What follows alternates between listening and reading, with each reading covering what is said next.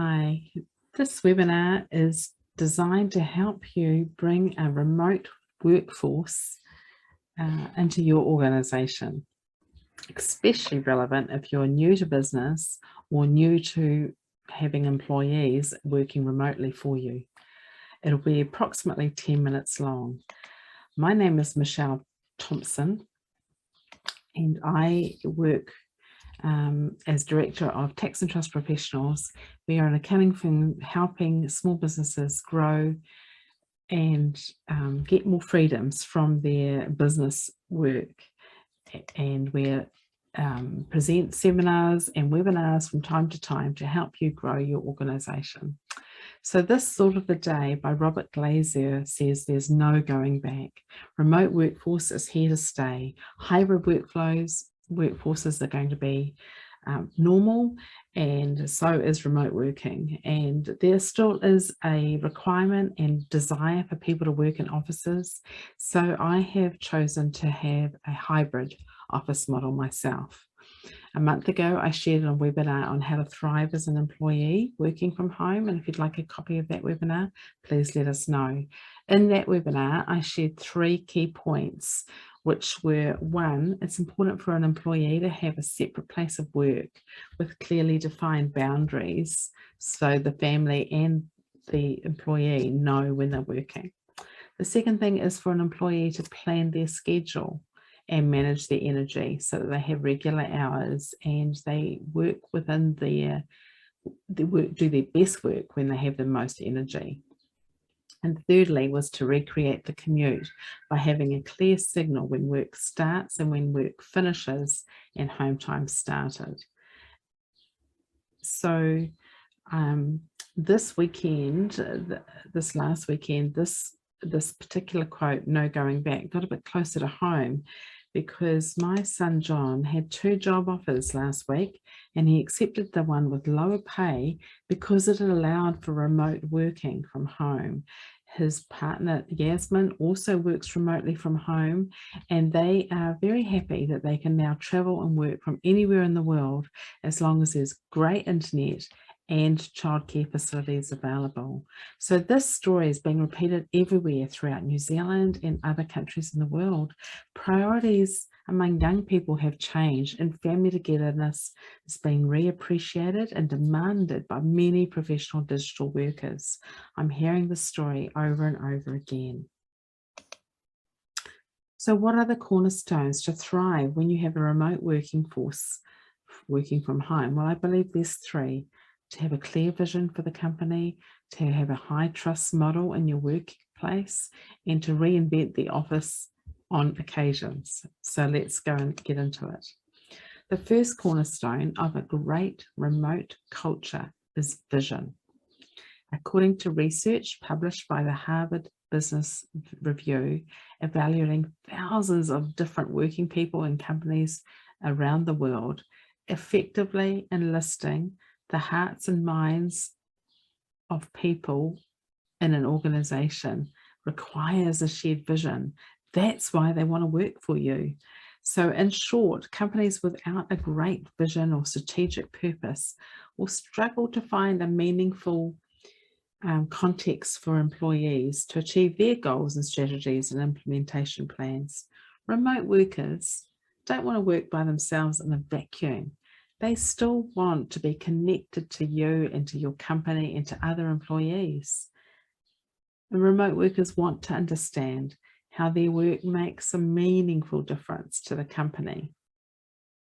It's important that each team member, including the leadership, understands how their individual goals connect to the organization's total goals and metrics, and there's no ambiguity about what employees are expected to accomplish in terms of outcomes each day.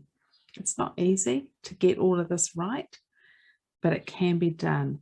Outcomes are the thing that matters the most with remote workforce, and the performance you get is determined by the performance you measure and the metrics you measure. You want remote workers to work smarter towards individual key performance metrics, not necessarily harder or longer hours. Remote workers have less distractions than office workers do, and regularly do improve their outcomes in less time with less stress than coming into the office every day. So that's one of the key advantages. Here's some examples of great vision statements. I love that these examples of vision provide clear and ambiguous direction. Look at the Nike one. It doesn't even mention using clothes or shoes, for example. I want you to imagine your organization now, and I want you to think of a co-worker or your boss or another member of the team that you have a high trust relationship with. What's communication like with that person?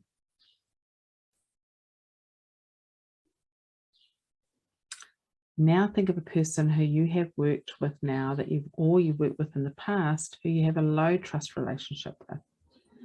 What's communication like with that person? It's pretty obvious, isn't it? We all want high trust environments to work effectively. And we sometimes think it can take years to build trust. One of the differences of a remote environment is that leaders trust first. So is trust earned or is trust given?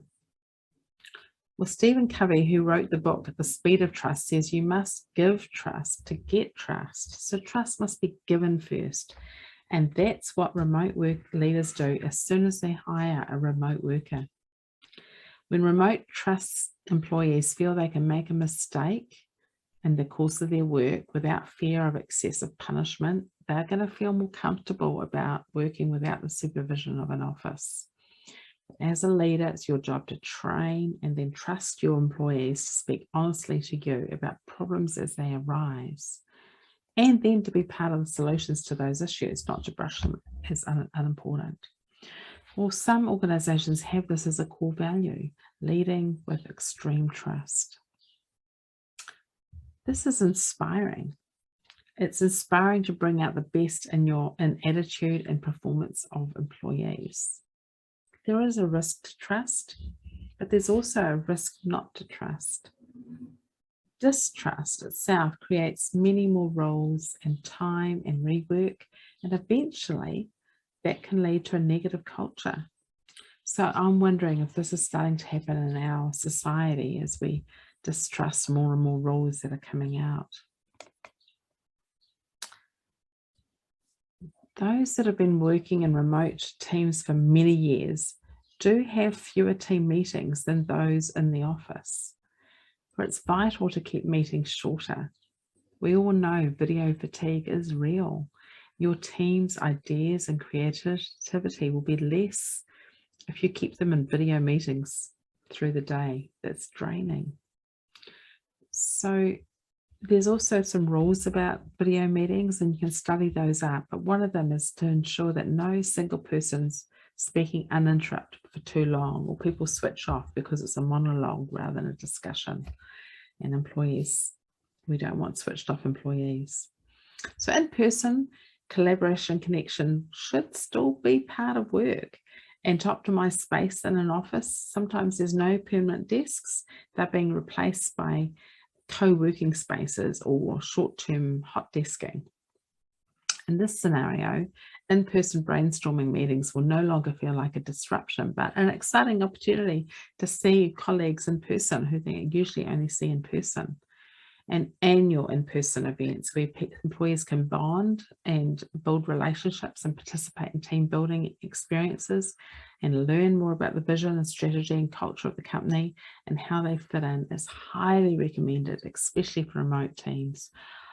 I took my team recently to Mapua and we had a fantastic time, and I really believe it enhanced our culture as an organization because we've been separated through the lockdown so much. So how do you bring your remote team to some of the ideas that I've shared today? Firstly, company must have a clear, compelling vision with strong goals that remote employees can understand how their role is important to the company and how it can give meaning to their work. Secondly, a high trust environment where leaders trust first And then employees continue to earn further trust by their competency and performance of expected outcomes. So they trust first, but then they give you that result back by their outcomes. And thirdly, the office is reinvented. So collaboration is in shorter team meetings on video, and then occasional get-togethers in person. Could be quarterly, it could be, and on top of that, perhaps an annual team retreat for strategic brainstorming and communicating with culture. Now, if you want to learn more about remote working for your organization, I'm in touch with a series of 5 seminars on this topic. Please email me at michelle@taxandtrust.co.nz and I can provide you with more information about that course. So, organizations that wish to thrive in the future, and this absolutely includes my own business, must embrace remote working and start now to lay the foundation to ensure that your employees are in the best possible situation to succeed, with the realization that your organization might look very different in the future to the one you have today. You will need to individually engage with your team to determine what their priorities are and how often they want to come into the office to work.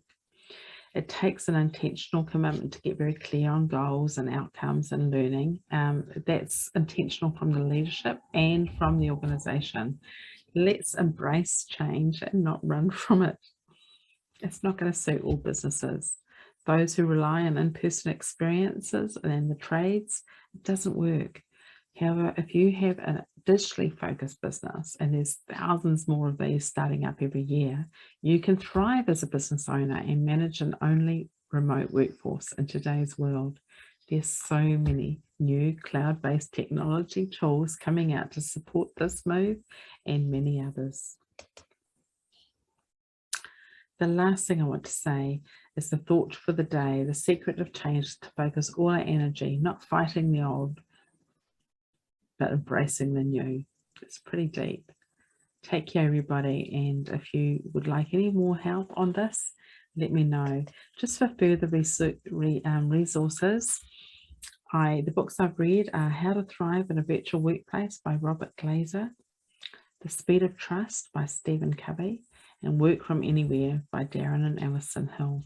And both Robert Glazer and Darren and Alison Hill do run courses on remote working. Thanks again for attending and participating in this presentation. Bye for now.